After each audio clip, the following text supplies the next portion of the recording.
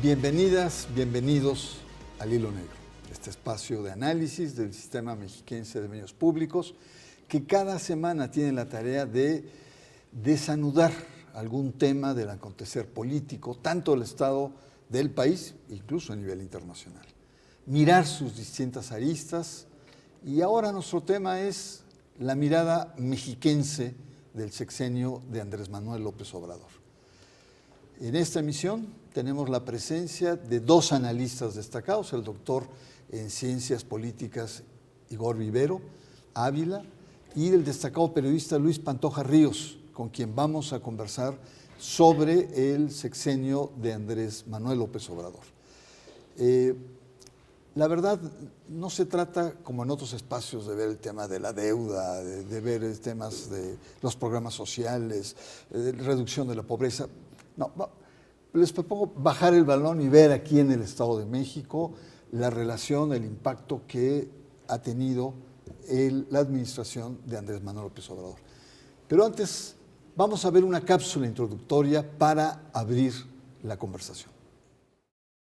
Recién finalizado el sexenio de Andrés Manuel López Obrador, resulta indispensable hacer un análisis de su gobierno, de sus aportes, innovaciones y deudas, de la manera que modificó las estructuras políticas del país y trastocó los antiguos paradigmas de gobernanza. López Obrador se retira con una significativa aprobación de la población que rebasa 60%, y políticamente con una mayoría calificada en la Cámara de Diputados y relativa en el Senado. AMLO ha dejado a la oposición sumida en la crisis. En este periodo se ostenta como máximo logro la disminución de la pobreza, que alcanzó su índice más bajo desde hace más de 32 años. Los incrementos constantes al salario mínimo, que creció 110% durante esa administración, y no han generado la inflación que analistas pronosticaron. Sin duda, la entrega directa de apoyos sociales a la población más vulnerable ha sido un sello de la actual administración. La implementación de prácticas de austeridad y combate a la corrupción en toda la administración pública han sido su rúbrica. Ensombrecen los pocos logros del sexenio. Algunos temas como la política de seguridad, salud y el doloroso caso de Ayotzinapa. Regresamos. Andrés Manuel López Obrador señaló por ahí por mayo del 2024, que las elecciones serían un referéndum, un plebiscito, una consulta para mi gobierno, así lo dijo, y la verdad que de los casi 8 millones de votantes en el Estado de México, en junio de 2024, poco más de 5 millones votaron por Morena. Esto representó más del 14% de la votación total de casi 36 millones que en el país se tuvo.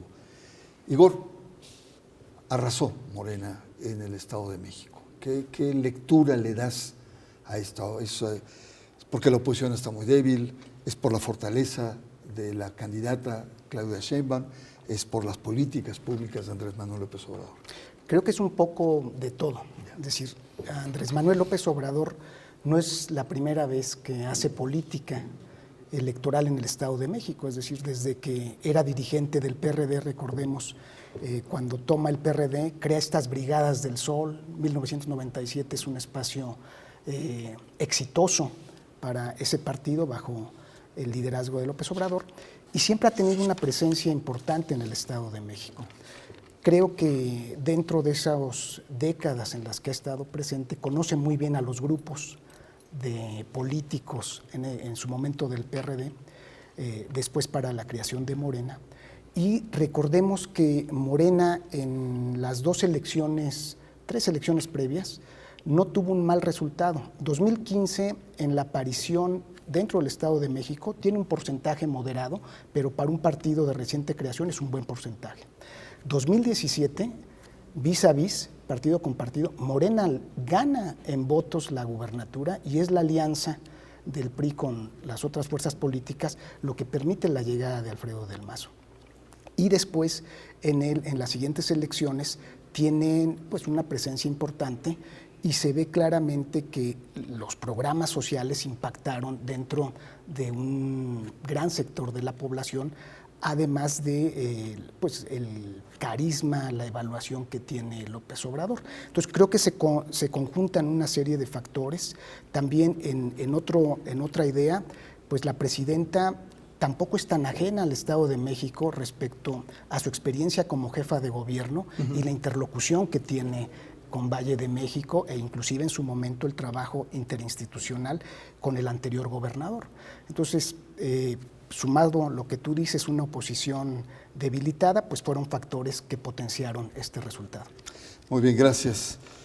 Podríamos decir, Luis Pantoja, que en el Estado de México, Morena es el principal bastión hoy por hoy de este partido, de la Cuarta Transformación, recordando que muy al principio, con el GAP en 2011, se desprende del PRD y es precisamente el grupo Texcoco, que es como, digamos, el que empuja el obradorismo.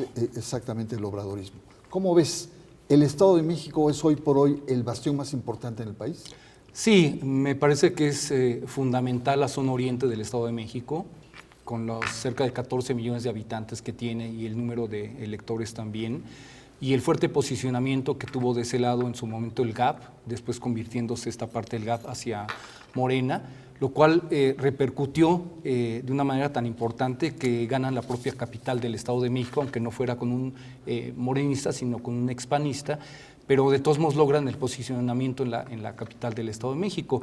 Esa suma de votos, para mí, Bernardo, tiene mucho que ver entre cómo la oposición se fue con la finta de la elección intermedia, pensando que en la siguiente elección podrían jugar la misma, cuando era muy diferente, y te diría que al estilo quizá de Fernando Valenzuela, López Obrador le lanzó un screwball que no lograron ver, porque desde mi punto de vista López Obrador supo jugar hacia arriba, fue muy benévolo y diría yo con cierta reciprocidad del grupo Atlacomulco, les jugó muy bien arriba, fintó muy bien y por abajo metió las bases que necesitaba para poder no solamente sembrar lo que ya tenía, sino para poder cosechar para Claudia todo este trabajo que venía realizando desde mi punto de vista, la palabra apoyo dentro de los gobiernos para mí no existe, sino el uso de los recursos públicos para quienes en otro momento no lo habían recibido.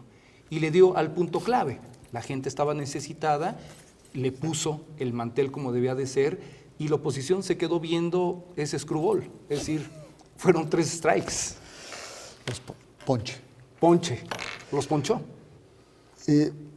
Igor, hay que reconocer que el presidente cada vez que se refiere a la maestra, se refiere con mucho cariño, con mucha deferencia, con mucha simpatía. Yo quisiera preguntarte si Delfina es consentida de Andrés Manuel López Obrador o hay un interés o una postura de posicionarla, de fortalecerla frente, digamos, a las marejadas internas que en política y en los partidos hay. ¿Cómo ves esta relación entre Andrés Manuel López Obrador y la maestra Delfina Gómez? La maestra Delfina Gómez, su origen político, su trayectoria, cumple a cabalidad la narrativa del presidente en su momento López Obrador, es decir, cultura del esfuerzo, un origen modesto, una trayectoria no vinculada a los grupos o a la élite de ese momento, entonces cumple esta parte de austeridad a cabalidad. Y no perdamos de vista que López Obrador como personaje político, persona política, desde el 2005, vamos a llamar, dominó la agenda pública del país, es decir, hizo una serie de cambios de formato y dentro de este dominio de la agenda pública, esta narrativa de otro tipo de trayectoria política, pues quedó muy bien en el caso de la maestra. Claro que se ve que hay un apoyo político en el sentido de candidata en el 2017, después cuando ganan la presidencia en el 2018, senadora electa, delegada de los programas del bienestar, que realmente los delegados del bienestar se volvieron una especie de ministros sin cartera, ¿no? Los recursos a las entidades federativas, y después llevarla a la SEP, a la Secretaría de Educación Pública, y otra vez apoyar la candidatura. En el Inter, este juego que bien mencionas de corrientes, de grupos al interior del Estado de México, pues sí le blinda con el apoyo y también pues la propia trayectoria de la maestra, ¿no? Entonces, el reto va a estar ahorita en este liderazgo que tiene, ya sin el apoyo del expresidente, pero se ve que tiene una buena relación con la presidenta constitucional. Es un buen punto a tomar en cuenta. Quiero retomar el tema que ya lo mencionaba sobre el Grupo Atlacomulco, que mencionaste en tu anterior, porque es fundamental. Para muchos, digamos, se introduce, negocia, incluso con el propio gobernador, ¿no? Y su acción, y esta otra operación, y su acción sirve para neutralizar o separar o tener una postura, o debilitar finalmente al poderío del Grupo Atlacomulco. Cuéntanos, ¿qué pasó ahí? Bueno, a mí me parece que el trabajo que venía realizando Andrés Manuel desde el 97, donde hace una extensísima campaña en el Estado de México, que a mí me tocó una cobertura en radio muy fuerte, Andrés Manuel había ya amarrado también algunos buenos tratos con el propio Grupo Atlacomulco, es decir, había cierta benevolencia. Y a mí me parece que aprovecha bastante bien Andrés Manuel esa buena relación en general para poner el escenario que venía. Y de entrada, una candidata que desmitifica a las políticas y a los políticos que se presentaban a la candidatura del gobierno del Estado de México. Y cuando pones a alguien que tiene una enorme empatía con la población y que se forma, que más bien participa de manera natural o se relaciona de manera natural, como platicamos nosotros, sin ninguna pompa, pues obviamente la identificación de la gente fue de inmediata con la maestra Delfina. Yo te diría, y como están las cosas hoy, quizá no requiere ni siquiera que alguien hable por ella, y con su propio estilo, a pesar de las críticas y de cómo la satanizan de manera torpemente, porque no se logra entender que los políticos no tienen que ser todo el tiempo de cuello blanco, ni tampoco lavadores de dinero todo el tiempo que le vean la cara a la población, pues a mí me parece que es una figura absolutamente diferente, Bernardo. Y eso tiene que ver, y lo he dicho en muchas ocasiones, tiene que ver con el hecho de hay políticos que saben jugar muy bien el ajedrez de la política. Y personalmente tengo dos personajes que para mí son el parámetro de ese ajedrez. Uno es Arturo Montiel, que le dio la gubernatura a Enrique Peña y después lo hizo presidente de la República. Y otro, Andrés Manuel López Obrador. Es decir, uno juega con el ajedrez con las blancas y el otro con las negras, y ganan una, y ahí está el resultado. Está bien, podríamos hablar que de un Atlatexcoco. Sí, estaría totalmente de acuerdo, por supuesto. Hay quienes le llaman primor de repente. Sí, pero bueno, es política. Claro. No fue un choque, no fue una confrontación, fue política y hay una negociación profunda ahí, por supuesto. Vamos a retomar este punto, Luis. Vamos a hacer una pausa. Tenemos ya una serie de elementos que están ahí, desde una manera, digamos, nueva de hacer política por parte de la maestra, un estilo de approach, de cercanía, de contacto con la gente, de un apoyo total de Andrés Manuel López Obrador, un personaje que está desde el 97 incidiendo en la política, en la agenda del Estado de México. Yo diría no solamente qué va a pasar con la maestra, sino qué va a pasar con el propio Estado de México. Vamos a una pausa y estamos, nuestro tema, la mirada mexiquense del sexenio de Andrés Manuel López Obrador.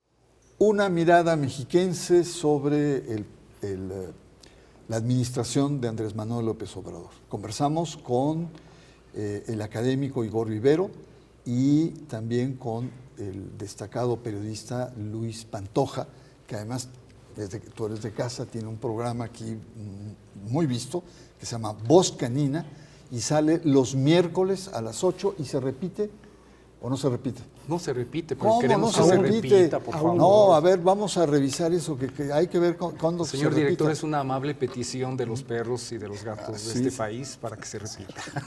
Bueno, vamos a hacer eso. Retomamos el tema. No todo ha sido, Igor, miel sobre hojuelas. Ha habido problemas, sobre todo la relación entre AMLO y el Grupo Texcoco. La elección que ganó Delfina, porque la ganó, la hemos documentado, la ganó formalmente por un porcentaje pequeño, ¿no? Pero hubo muchas triquiñuelas, sobre todo el IEM jugó un papel ahí muy importante.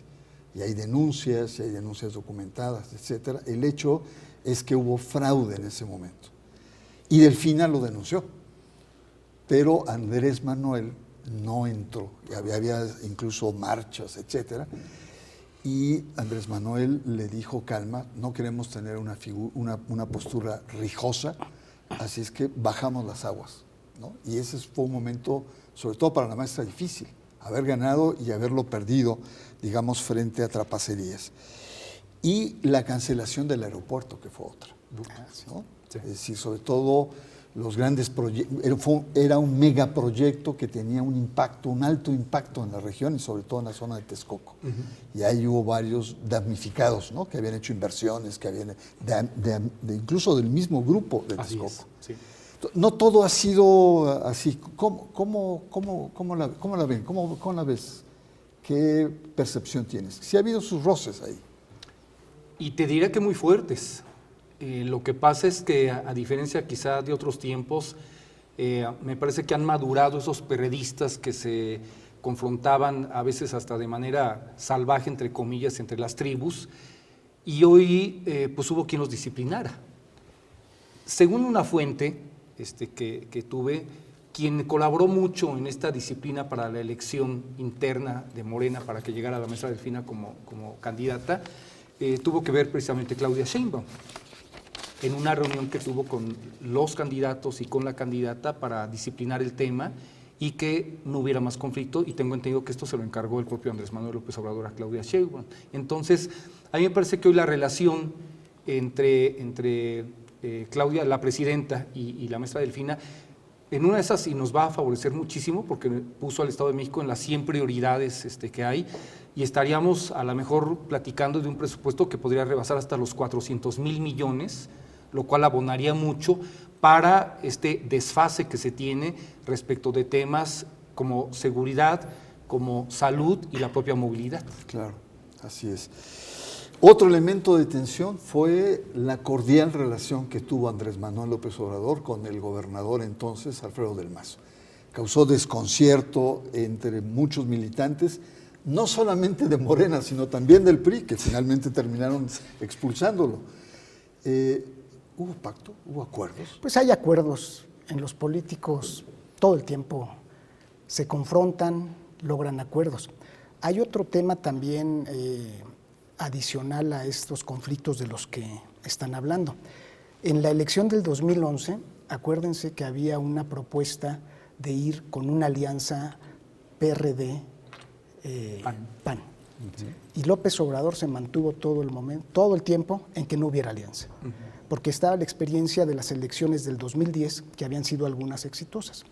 Entonces, lo que ha demostrado a lo largo de su vida es que tiene una intuición respecto a ir contracorriente en ciertas coyunturas políticas. Tomar una actitud como la que bien mencionas en el 2017, con una elección tan cerrada, para impugnar y siendo con una gran experiencia en la movilización y frenar 2017 con miras al 2018, y lo que habíamos comentado, llevar a la maestra vamos a decir, no dejarla con la derrota, sino que continúe la carrera política, pues fortalece una opción que se vio en el 2023. Y segundo, la relación cordial con el exgobernador, pero también con el expresidente Peña. Un gobierno tan llamativo y ostentoso, que va en contra de la narrativa de Morena y del propio López Obrador, no se metió a fondo a ver más cuestiones, sino hay una cordialidad. Claro que se ve que hay acuerdos, y esos acuerdos permitieron otro contexto que vemos en el 2023. Sí, sobre todo el tema electoral, ¿no? Sí. Que no metió las manos como, digamos, el priismo quería, ¿no? Como se hacía habitualmente. No iba a perder la presidencia. Así es. Por confrontar en una gubernatura y que otra vez lo calificaran de que era un escandaloso. Así es. Entonces, Revoltoso. Revoltoso. Luis, hay una agenda muy larga, digamos, de déficits, el tema de seguridad, el tema de esta lacra del crimen organizado que penetra los diferentes tejidos de la sociedad. ¿Qué herencias deja Andrés Manuel López Obrador, para ir cerrando, en el Estado de México? Bueno, a mí me parece que lo peor que hay en esa parte es el hecho de la inseguridad en la que se vive, el hecho de no haber entrado al sur del estado a controlar una situación que está desfasada desde hace un poco más de una década. Para los que conocemos el Estado de México y el sur, hace muchos años la situación no era así. Antes se hablaba de marihuaneros, hoy se habla de la delincuencia organizada. Me parece que ahí Andrés Manuel López Obrador no puso el papel como debía de ser, pero por otra parte, hablando de las cifras, que no las dio él, sino el Banco de México, respecto a la disminución de pobreza, ¿cuál sería, en todo caso, de los estados más beneficiados en el país? Bueno, podríamos sumar Chiapas, Oaxaca, Guerrero y principalmente el Estado de México. Es decir, la vida le cambió a muchísima gente.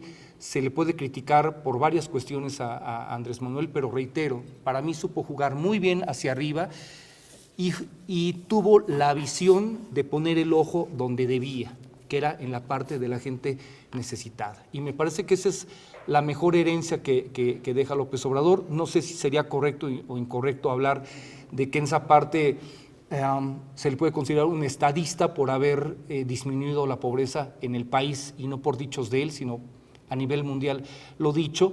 Y los pendientes que nos deja, bueno, el tren que no se terminó, pero que no fue obra de él tampoco, o la existencia todavía de estas empresas metidas en PPS, APPs, que se dice que es imposible bajarlas, por ejemplo. Y está el tema de salud, en donde las cosas están ciertamente un poco revueltas todavía entre el IMSS Bienestar y lo que va a pasar con el Instituto de Salud, y entonces hay una revuelta ahí ciertamente interesante. Creo que para mí serían parte de los puntos destacados y algunas otras partes que estarán por ahí. Luis, muchas gracias. Un placer. Finalmente, el tema de... Hay una especie como de trabuco femenino en esta parte central del país. Por no tienes a Claudia, ¿no?, como presidenta, pero también tienes Brugada como responsable de la Ciudad de México y, al parecer, una buena coordinación con la maestra Delfina. ¿Qué podríamos esperar, digamos? Porque esto es obra, evidentemente, de Andrés Manuel López Obrador. Tenemos un centro femenino, un centro políticamente definido. ¿Qué auguras en esta especie de triángulo político femenino? Bueno, pues hay una gran oportunidad. Primero por lo que representa para el Estado de México y la Presidencia de la República que lleguen políticas por primera vez. Y que sí es una parte que López Obrador impulsó.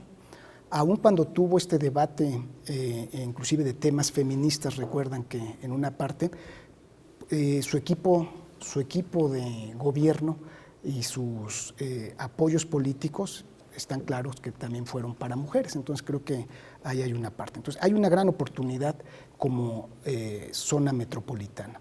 Segundo, que sean del mismo partido, independientemente de los grupos, es decir, es el mismo proyecto. Cuando buscan un rompimiento entre la presidenta Sheinbaum y López Obrador, pues no lo vamos a ver en este momento.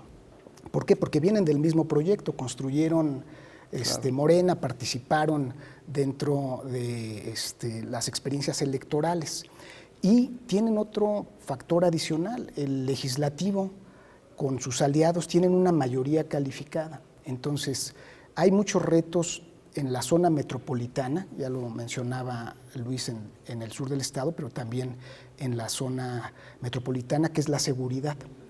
Y quizás uno de los pendientes cuando preguntabas o de esta relación del sexenio de López Obrador, que todavía está muy cerca, será la relación que tuvo con las Fuerzas Armadas. Eso está todavía a revisión. Meter al ejército como constructor, dar el tema de la Guardia Nacional a la Sedena, quizás son temas que van a tener un impacto en la política pública de este país y habrá que ver si ese impacto está dentro de los parámetros democráticos o se vuelve un tema más duro. Pero eso es todavía la moneda en el aire. Igor Rivero, pues muchas gracias Luis. Gracias a ti, y Bernardo. Queda un minutito para un cierre, conclusiones, algo que se quedó o empezamos contigo, querido Luis.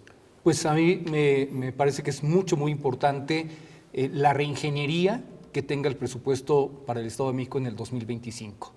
Hemos vivido bajo la inercia, Bernardo, de presupuestar como lo hacía el PRI y todavía el 2024 se quedó con esa figura y con esa inercia. La anterior legislatura prometió para este 2025, Maurilio Hernández, cuando era presidente de la Junta, ofreció que para este año sería la cuestión, para el 25 será totalmente diferente. Entonces, a mí me parece que ahí está la enorme responsabilidad de lo que proponga la Ejecutiva del Estado en temas principalmente el de seguridad, donde deberíamos de tener cerca de 50,000 elementos y hay 18,000 en activo, y me parece que ese es el tema que más nos pega a todos, y después el tema de salud, el tema de educación también y el tema de movilidad, pero estar muy pendientes, sí, y la otra, la aprobación del ILE, que es importantísimo, la interrupción legal del embarazo, que queda ahí pendiente para el Estado de México todavía. Muy bien, pues muchas gracias. Tus apuntes finales, Igor. Bien, creo que es un tema de cambio de lo que hemos visto en estos 6 años, de cambios profundos institucionales, y que, contrario a lo que se pensaba cuando ganó López Obrador en el 2018, fue una transición de paz, ¿no? Por el antecedente, y creo que eso es un tema muy importante. Hay un libro que deben de conocer de Alejandra Layuz, que hace una crónica de 2003 al 2005, y 2006 se le criticó mucho de romper con las instituciones y eso, pero fue un político que se mantuvo siempre en el borde institucional. Fue candidato 6 veces, ganó 2 de esas 6 experiencias, formó un partido político, dirigió un partido político, terminó su presidencia y, a contrario que decían que no se iba a ir del poder, cerró en su periodo, ¿no? Entonces hay un cambio profundo y también impacta en el Estado de México. Muy bien, pues muchas gracias. Sin duda, para mí yo solamente agregaría de manera muy humilde un aporte importante, y es la alternancia, que me parece que es fundamental, con sus jaloneos, con un arco de tiempo muy amplio, pero la alternancia que estamos viviendo, sin duda alguna, es uno de los principales aportes, que hace 6, 7 años pensamos que era inimaginable siquiera. Sí, absolutamente. Y ahora estamos viviendo una realidad. Pues muy bien, muchas gracias. Agradezco la presencia de estos 2 personajes que nos ayudan a entender. Y por supuesto, yo le espero la próxima semana para que nos acompañe aquí en El Hilo Negro.